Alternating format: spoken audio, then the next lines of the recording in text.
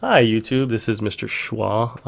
I know it's been a while since I made a video, but I wanted to dive right into the topic of equipment that you should carry, specifically like a EDC bag, everyday carry bag that you should carry as an executive protection agent. Now, right off the bat, I'll tell you my bag is a VertX Satchel. You can Google that, VertX Satchel. It is probably the size of my just upper torso, and it doesn't have everything that you think you'll need. You have to always plan appropriately if you're going like on a 3-day trip. Into the bush or something like that, or if you're just going to an office meeting, the point is to plan appropriately for the type of bag that you need and or want. So, 9 times out of 10, mine is just, a day bag. I don't have everything, again, that somebody thinks that they might need. One thing my bag lacks is food. Also, like honey sticks. I focus more on, concealed carry portability. I also focus on medical and also just kind of some knickknacks here and there that you think you might need. Now, I have a work bag that is more professional. It's bigger. And yeah, but I basically carry this satchel here that I'm about to show you on the day-to-day, and I take it with me almost everywhere I go when I'm working and whatnot. So as I said, my bag is incomplete by some people's definitions, but mine has some neat tricks that I'll show you, kind of to save space and whatnot, and then just some of the basics that you should have. So with that said, this is my bag. I'm going to move the camera down. So it is a VertX Satchel. I have also a medical bag attached through the MOLLE straps, and this is my blood type right here. So with that said, opening this up, you can't see everything, but I'll go through it kind of like piece by piece. So I keep a journal, which I use for whatever purposes, pen right here, and a thermometer, as well as a lighter, lighter for fire, always good, which does work, so always verify that your stuff works. Digging a little further deeper, so these has two little side pouches, and I carry a knife. Obviously, a knife is very good. This is a cold steel karambit, and it's serrated, and it's specifically made to go into a belt loop. So a belt can fit back there, and it'll be on the side, front, back, rear, wherever you want to hold it. But I specifically had somebody rivet this for me. So on top of that, I also have matches, which I keep in a pill capsule.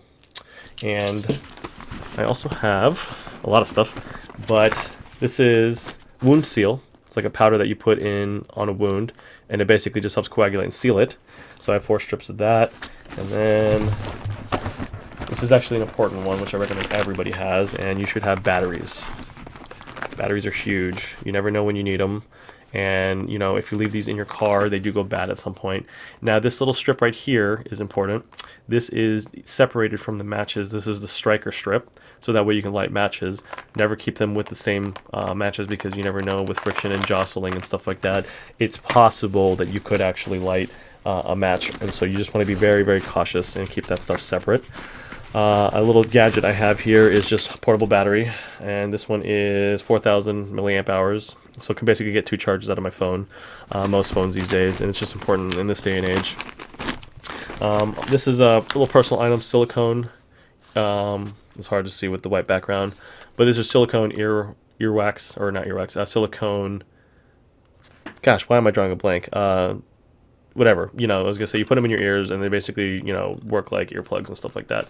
Silicone earplugs, thank you very much. Yes, so I have these just in case I'm in a loud environment. It helps. Also, you hear better in my mind.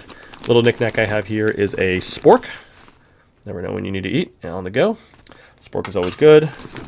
And then this is actually an important, 2 important things to talk about here. So I have antiseptic cream, or antibiotic cream with pain relief. Now, you can't see it on the video right now. I don't even know if you can see it up here. No, I'd have to focus the camera. But imprinted right up here, along this strip right here, is the expiration date for this. These have an expiration date. The active ingredient will essentially expire, so it's important that you check the imprinted date. This one is for December 2019, so I'm good. Same thing with, this is liquid Band-Aid. So this basically just covers a wound and essentially seals it, and then hardens very quickly. So it's actually really helpful. It also has an antibiotic in there, and it has an expiration date as well. This is just tape. Rock climbers use it all the time. I use it for whatever, you know, if you need to tighten something. It's multi-purpose. It's kind of like a really, really cheap duct tape. So I'm going to put some stuff back as I go, just because I don't want to make a whole mess of this bag. And let's see what else. So I also have a mixed bag of goodies here. These pill capsules, let's see, yeah, these pill capsules, I have antihistamine here and here. I have more, essentially, antibiotic cream here and there. And I also have, what is it, athletic tape, in case I need to bandage someone up. Gauze, bandages, band-aids, they're very important to have. And then, you know, alcohol wipes and whatnot. So yeah, this is like a mixed bag. Like I said, it has a bunch of different things in it, and I just have it in case. I cover my bases. You just never know what you'll need. And on top of that, there are some Q-tips in there. Now, the next thing I'm going to show you is actually a really good tip for saving space. So this is non-stick pad gauze, right?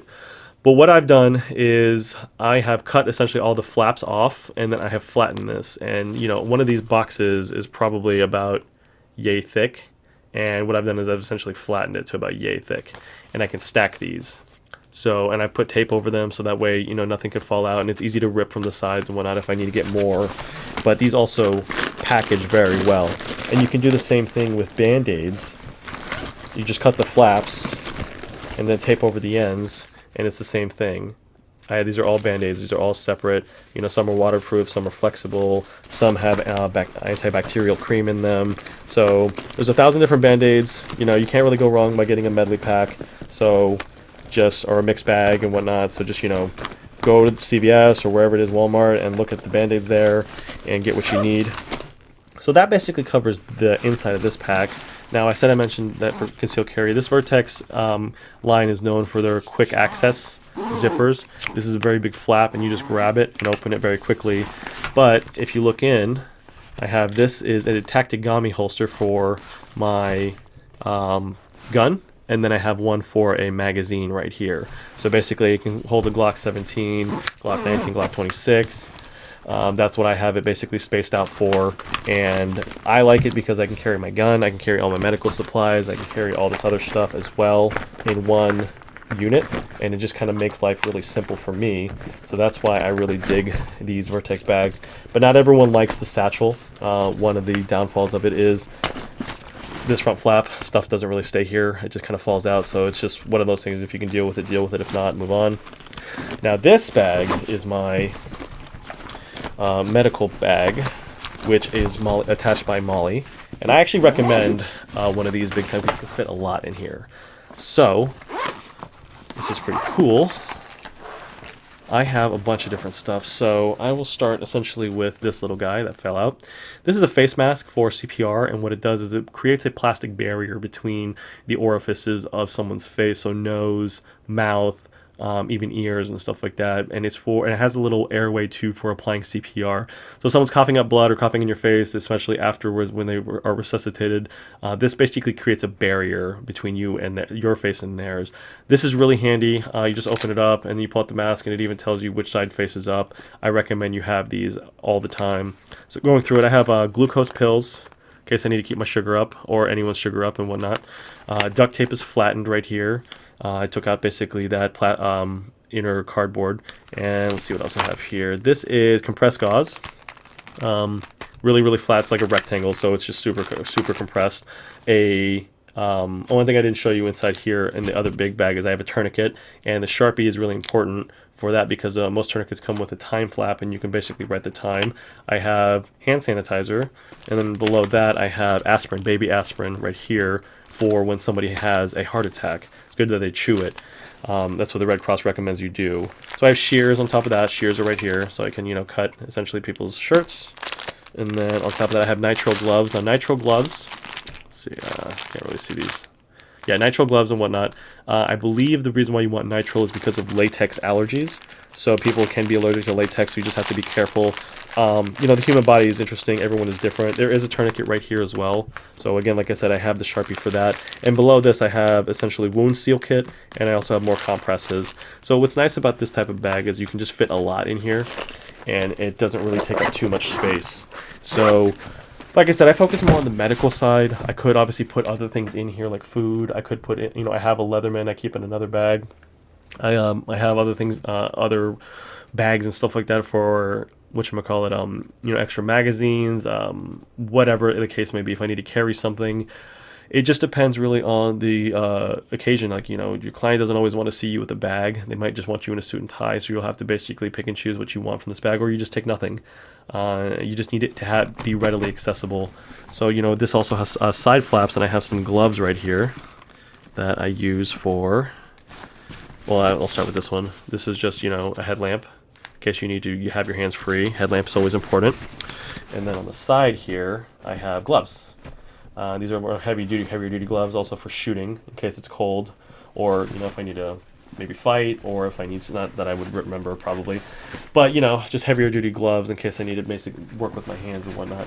So there's just things in every person's bag that are unique, and everyone kind of. I'm the type of person where I'd rather have and not need it. Also, I'm the type of person that plans for the most ridiculous stuff. But, one thing I don't have in here is a life straw. I already mentioned food. I don't have, graham crackers or anything like that to kind of just keep you going. I just only have the glucose pills. Don't have an EpiPen. There are ways I can definitely improve this bag for sure, but this is just what I have right now.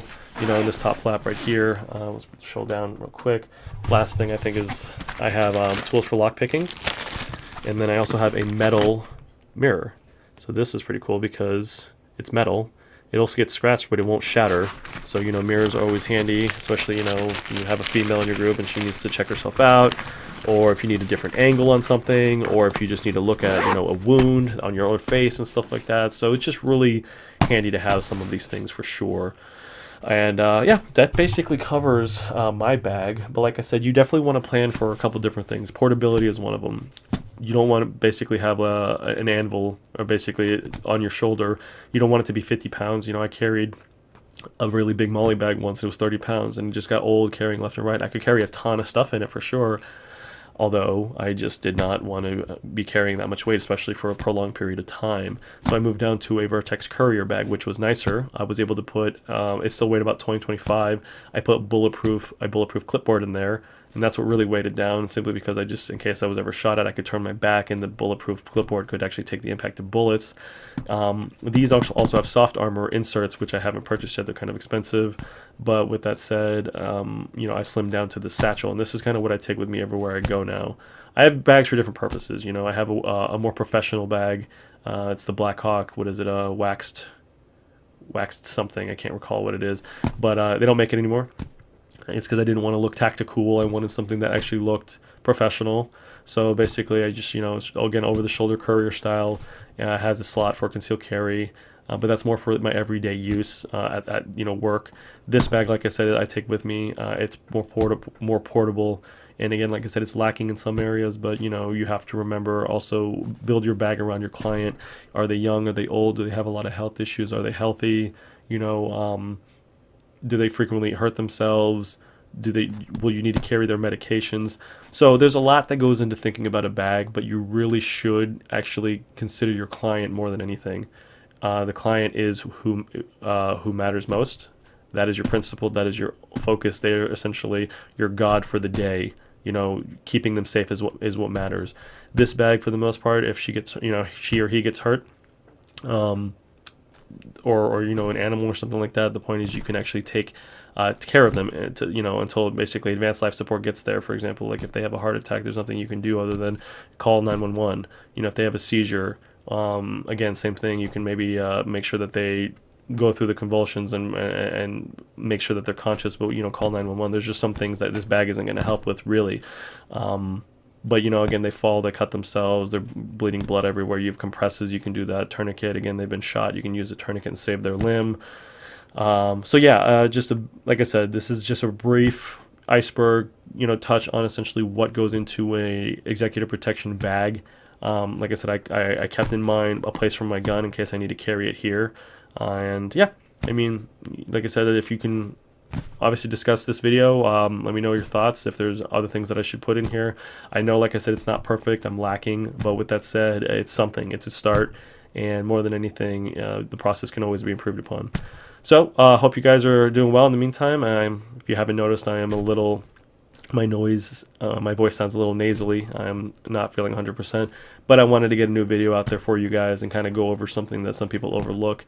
You know, when you're in the field wearing a polo or a suit, or the point is you can't always have your bag, but it should be nearby. Always have it nearby, and you basically just need to tailor it around your principal and also the worst case scenarios. But as you start preparing for the worst case scenario, the bag kind of gets bigger. So that's again what the vehicle that you're driving your principal is for and whatnot. So anyways, that's it. Let me know what your thoughts. Thanks again, guys. Bye.